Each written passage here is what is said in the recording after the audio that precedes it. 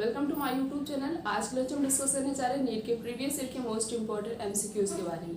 सबसे पहला क्वेश्चन है, rhodophyceae is called red algae because of the pigment. Rhodophyceae को रेड एल्गी कहा जाता है। तो रूडोफाइसी के पास ऐसा कौन सा पिगमेंट प्रेजेंट होता है जिसकी वजह से रूडोफाइसी का कलर रेड कलर का होता है? पहला ऑप्शन है, क्या उसके पास म्यूकोजैंथिन प्रेजेंट होता है, या फिर उसके पास पायरोइरेथ्रिन प्रेजेंट होता है, या फिर उसके पास कैरोटीनॉइड प्रेजेंट होता है, या फिर उसके पास क्लोरोफिल सी प्रेजेंट होता है। रूडोफाइसी रेड कलर का होता है। रेड कलर का इसलिए होता है क्योंकि उसके पास फाइकोइरेथ्रिन पिगमेंट प्रेजेंट होता है। कौन सा पिगमेंट प्रेजेंट होता है? फाइकोइरेथ्रिन पिगमेंट प्रेजेंट होता है, जिसकी वजह से रूडोफाइसी का कलर कैसा होता है? रेड कलर का होता है। So the correct answer is B. Next question is, in a monoecious plant, monoecious plant का क्या मतलब होता है? पहला ऑप्शन है, male and female sex organ are on the same individual. क्या मेल और फीमेल दोनों ही सेक्स ऑर्गन जब एक ही इंडिविजुअल में प्रेजेंट होंगे उसे कहते हैं मोनोसियस। या फिर male and female gametes are of two morphological distinct type, या फिर मेल और फीमेल का जो गैमेट्स होगा वो अलग अलग होगा।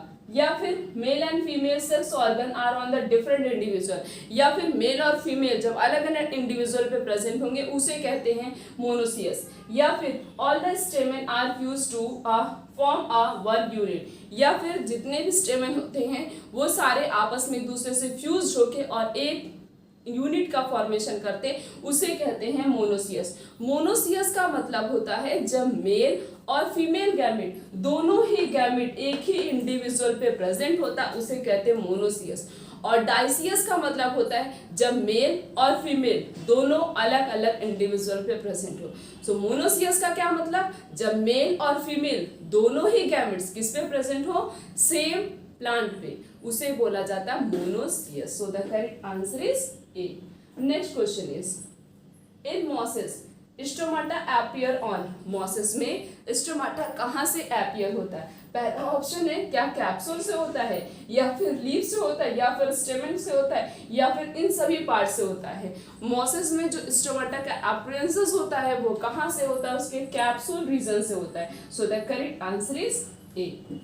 Next question is, the seedless vascular plant whose sporophytes are larger than their male and independent to a gametophyte are। ऐसा प्लांट बताओ जो कि सीडलेस वस्कुलर प्लांट है। मीन्स ऐसी क्लास का नाम बताना है जो कि सबसे पहले उसमें वस्कुलर टिश्यू को देखा गया था, और उसमें जो भी प्लांट प्रेजेंट होंगे वो कैसे होंगे? सीडलेस होंगे। मीन्स उनके पास कोई भी सीड नहीं प्रेजेंट होगा।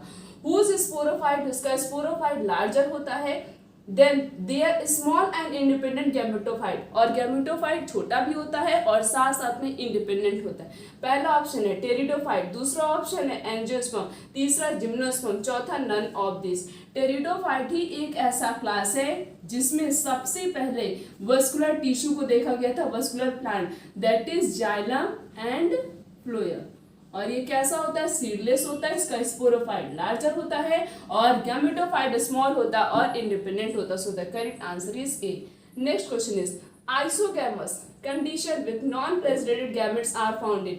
आइसोगैमस कंडीशन साथ साथ में उसका गैमेट कैसा होगा? नॉन प्लेजिडेटेड। नॉन प्लेजिडेटेड का मतलब जिसके पास फ्लैजिला एब्सेंट होता हो, और आइसो का मतलब क्या हो गया? सेम, और गैमेट्स का मतलब गैमेट जिसके पास सेम गैमेट। किसके पास? इन चार में से ऐसी कौन सी स्पीसीज है जिसके पास उसका गैमेट कैसा हो? सेम होता हो और नॉन फ्लैजिडेटेड। गैमेट कैसा होगा? Isogamous means same type and non flagellated gametes are found in.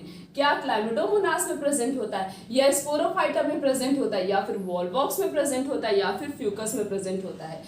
Sporophyte, इसका स्पोरोफायरा का मीन्स जो स्पोरोफायरा होते हैं, स्पोरोफाइट जो उनका जो गैमेट्स होता है वो कैसा होता है? आइसोगैमस कंडीशन और non flagellated. So the correct answer is B. Spirogyra का जो गैमेट्स होता है वो आइसोगैमस होता है और साथ साथ में नॉन प्लेजिडेटेड होता है। Next question is, gymnosperm produce neither flower not fruit because they do not possess. जो जिम्नोस्पर्म होते हैं वो ना तो फ्रूट प्रोड्यूस करते ना तो फ्लावर प्रोड्यूस करते हैं, उनके पास क्या नहीं प्रेजेंट होता है। पहला ऑप्शन है एम्ब्रियो, दूसरा ओवरी, तीसरा है ओव्यूल, चौथा है सीड। जो जिम्नोस्पर्म की जो सीड होती है मीन्स उनके पास कोई भी कवरिंग नहीं पाई जाती है, वो सब कुछ कैसा प्रेजेंट होता है, ओपन फॉर्म में प्रेजेंट होता है।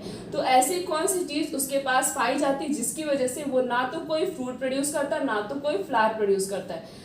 The correct answer is B, that is ovary.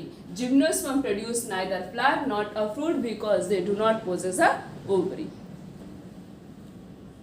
The next question is, India is one of the 12 mega diversity countries of the world. It share what percentage of global species diversity? India जो है वो पूरी country में 12 number पे diversity की position पे आती है, और हमें ये बताना है कि इंडिया अपने कितने परसेंट ग्लोबल स्पीसीज डाइवर्सिटी जो है वो शेयर करती है। पहला ऑप्शन है क्या 2.4% या फिर 8.1% या फिर 10% या फिर 5%। इंडिया टोटल जो है ग्लोबल स्पीसीज डाइवर्सिटी कितनी शेयर करती है, that is 8.1%। This question is very very important for the NEET purpose. ये क्वेश्चन कई बार नीट में पूछा जा चुका और ये क्वेश्चन बहुत ही ज्यादा इंपॉर्टेंट है।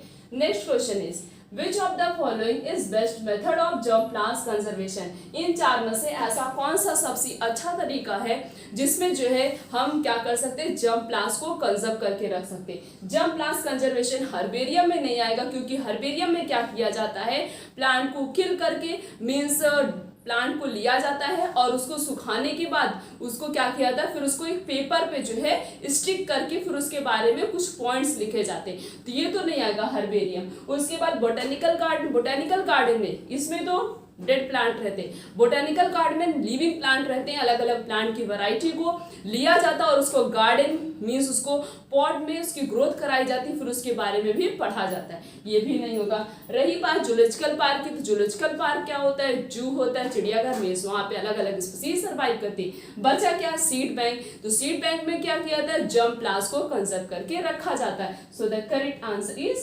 सी। Next question is Which one of the following is not a function unit of an ecosystem? इन चार में से कौन सा जो है इकोसिस्टम का फंक्शनल यूनिट नहीं होता है?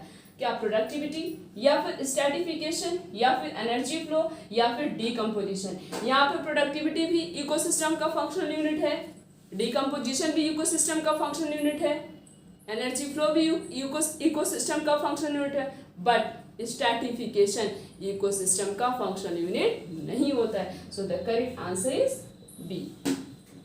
The next question is the breakdown of detritus into small particle.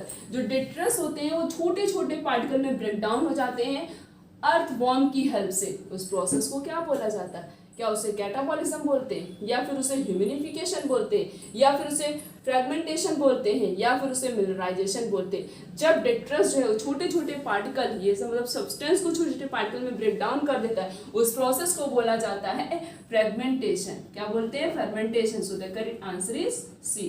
Next question is in India we found mangoes with a different flavour, color, fibers, content, sugar and even a shelf life. The large variation is account. India में mango की बहुत सारी variety present होती है, उसका test भी अलग होता है, मीन्स अलग अलग मैंगो का टेस्ट भी अलग अलग होता है वो, और जो है और यहाँ पे उसके कलर की बात की गई, कलर भी डिफरेंट डिफरेंट होता है, साइज भी डिफरेंट डिफरेंट होती, सब कुछ मतलब मैंगो की बहुत ज़्यादा वैरायटी पाई जाती है। इंडिया में मैंगो की इतनी सारी वैरायटी क्यों पाई जाती है? पहला ऑप्शन है क्या स्पीशीज डाइवर्सिटी की वजह से, या फिर इंड्यूस्ड म्यूटेशन की वजह से, या फिर जेनेटिक डाइवर्सिटी की वजह से, या तो हाइब्रिडाइजेशन की मदद से। जेनेटिक डाइवर्सिटी की हेल्प से क्या किया गया है, इंडिया में मैंगो, राइस, इन सब की बहुत सारी वैरायटी बनाई गई। जेनेटिक डाइवर्सिटी का क्या मतलब होता है, जैसे दो स्पीसीज को हम लेंगे, आपस में दोनों को कंबाइन करा के उनको फ्यूज करा के नया स्पीसीज बनाएंगे, तो जो नया स्पीसीज बनेगा वो क्या होगा, डिफरेंट, दूसरे स्पीसीज से क्या होगा, एकदम ही डिफरेंट होगा, अलग होगा। तो इस तरीके से मैंगो की इंडिया में बहुत सारी मल्टीपल वैरायटी बनाई गई है। इसी वजह से इंडिया में मैंगो का अलग अलग फ्लेवर, अलग अलग शुगर कंटेंट और अलग अलग फाइबर्स, कलर, सब कुछ क्या होता है, डिफरेंट होता है due to genetic diversity. So the correct answer is C. Next question is the Montreal protocol refers to. Montreal protocol क्यों पास कराया गया था? क्या परसिस्टेंस ऑर्गेनिक पोल्यूटेंट मीन्स बहुत सारा पोल्यूशन पड़ा था इसकी वजह से, या फिर ग्लोबल वार्मिंग या क्लाइमेट में चेंज आ रहे थे इसकी वजह से मॉन्ट्रियल प्रोटोकॉल हुआ था, या फिर substance that deplete the ozone layer, या फिर उन सब्सटेंस के लिए हुआ था स्टॉप करने के लिए जो सब्सटेंस ओजोन की लेयर में डिप्लीशन कॉज कर रहे थे, या फिर bio safety of genetically modified organism के लिए ये लॉ पास कराया गया। मॉन्ट्रियल प्रोटोकॉल क्यों हुआ था?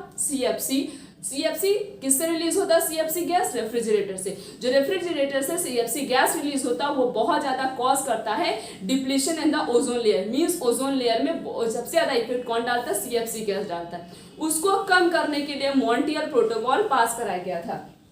क्या करने के लिए? Substance that deplete the ozone layer. So the correct answer is सी।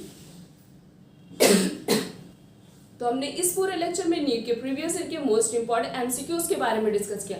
आने वाले लेक्चर में इस तरीके से और बहुत सारे एमसीक्यूज के बारे में डिस्कस करेंगे। आज का लेक्चर यहीं तक। Thank you.